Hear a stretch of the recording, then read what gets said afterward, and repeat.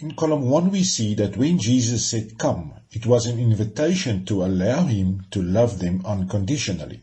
In column 2 he said, follow me, an invitation to live with him in an intimate personal relationship. In column 3 he invited them to allow him to change them. He wants to change their hearts, to replace their heart with his heart, a heart that searches. He wants to change our concept of the church. He wants to change our dualistic worldview. In column 4, Jesus sends them out to make disciples, to love well. And the first thing we must understand is the power of multiplication. In the church, we often work with the concept of addition. New members are added from time to time. Sometimes a new church is planted. The formula for addition looks like this: 1 plus 1 plus 1 equals 3. Every time 1 is added. The formula for multiplication, however, looks like this: 1 plus 1 is 2, times 2 is 4, times 2 is 8, times 2 is 16, times 2 is 32. It's not only 1 that is added, the total is multiplied every time.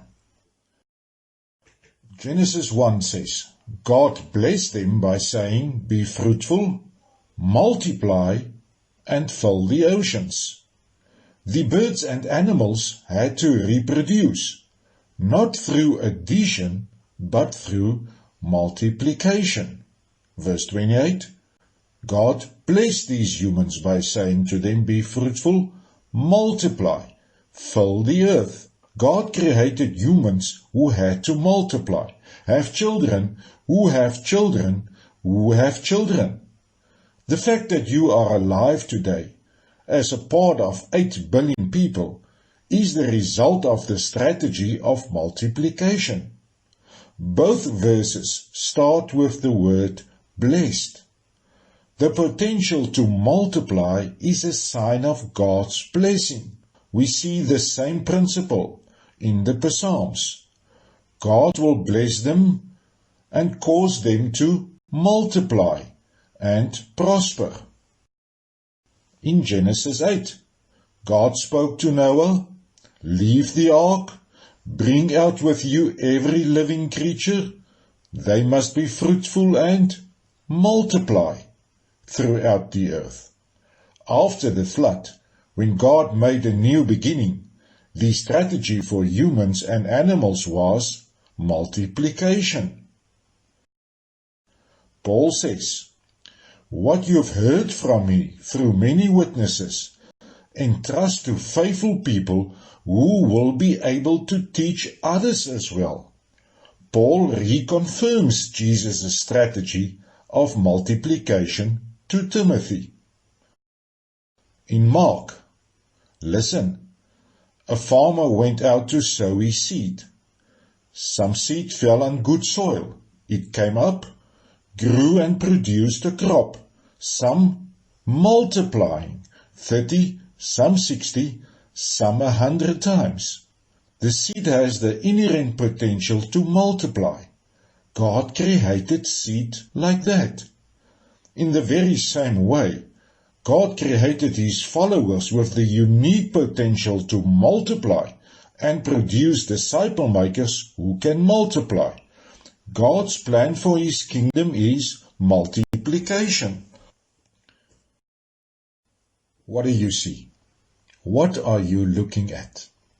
Have a careful look. Look a little bit deeper. Think creatively about this. Some will see an apple, a single apple. But if you understand the concept of multiplication, however, you are looking at an apple with seeds inside. And if you plant these seeds, they will grow into apple trees with apples. that has seeds that can be planted, that will produce apples, with seeds that can be planted, that will produce trees with apples. You are not looking at a single apple. You are literally looking at thousands of apple trees, at big orchards. You are looking at food for millions of people. You are looking at the answer to the food shortage in the world because of multiplication.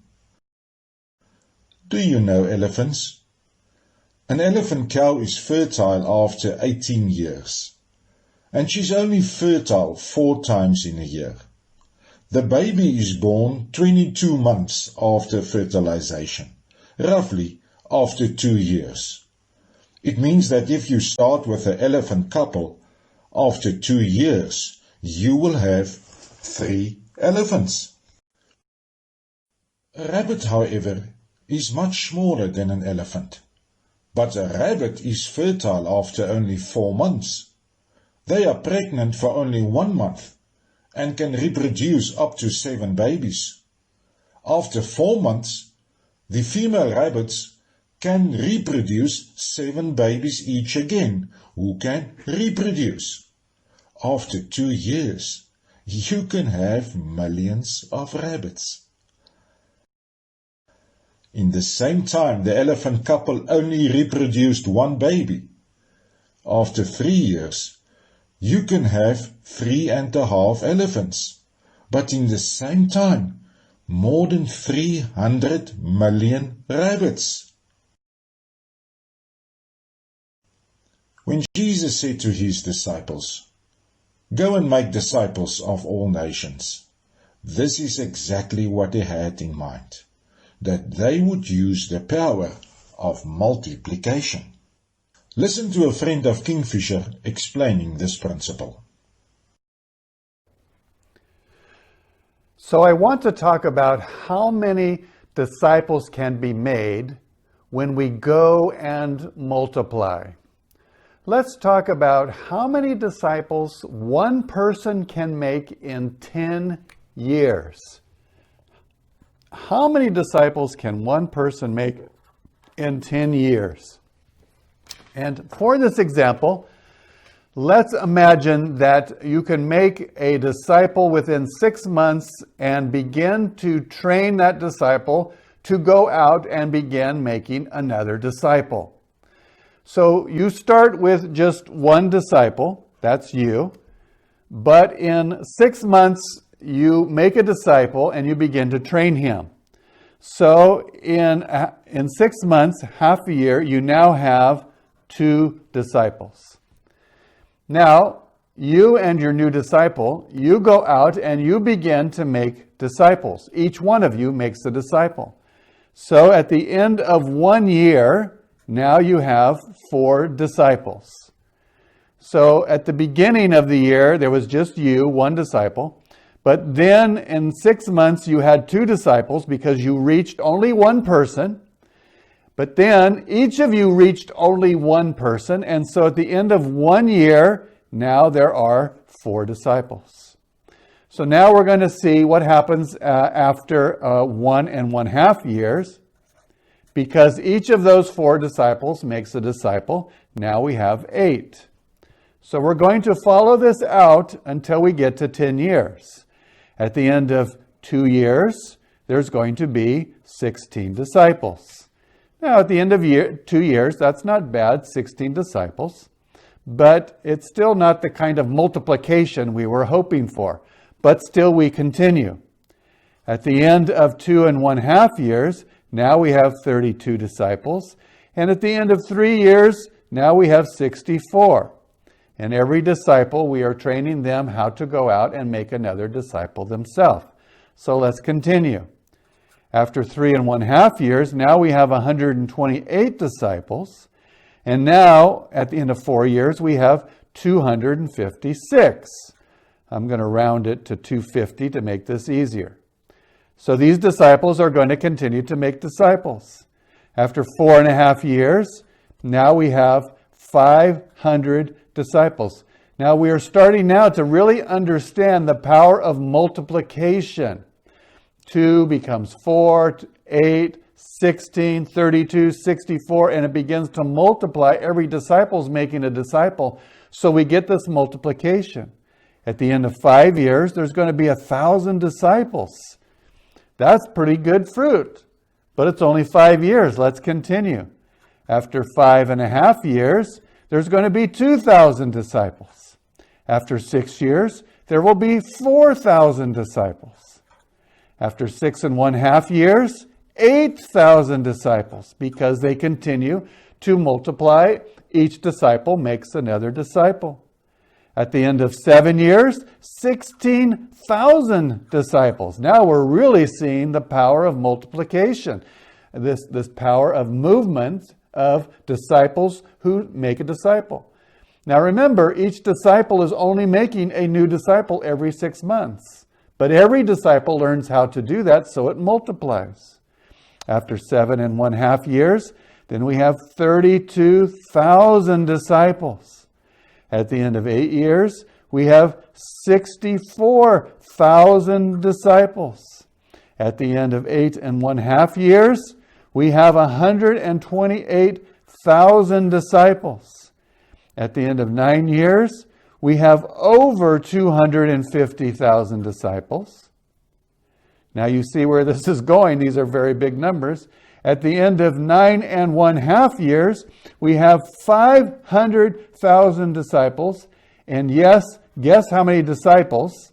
At the end of 10 years, 1 million disciples started from one disciple. One disciple reaching another disciple every 6 months and teaching those disciples to reach other disciples. It multiplies, multiplies, multiplies, multiplies, and then continues to multiply. Can you imagine this kind of fruitfulness after 10 years? 1 million disciples. Every disciple has this potential ability, because God's plan is to multiply. It is clear why the world looks like it does today. After 2,000 years, although we have the best possible message of God loving people unconditionally, only about 30% of the world's population are Jesus followers, nominally. Churches don't grow at all, or they grow very slowly. Only the pastor or a few people is involved in spreading the gospel. The traditional method of professional clergy in big buildings alone can produce only addition. 1 plus 1 plus 1 at the most. Elephant churches are attractive to look at. They use a lot of resources. Elephants eat up to 300 kilograms of food per day. They eat for 16 to 18 hours every day. But they only produce 1 baby every 2 years. A rabbit church model is small, but everyone, individuals and churches, can easily and constantly multiply. If you look at your own discipleship, your own small group, your own church, are you an elephant or a rabbit? And what do you sense is Jesus inviting you for?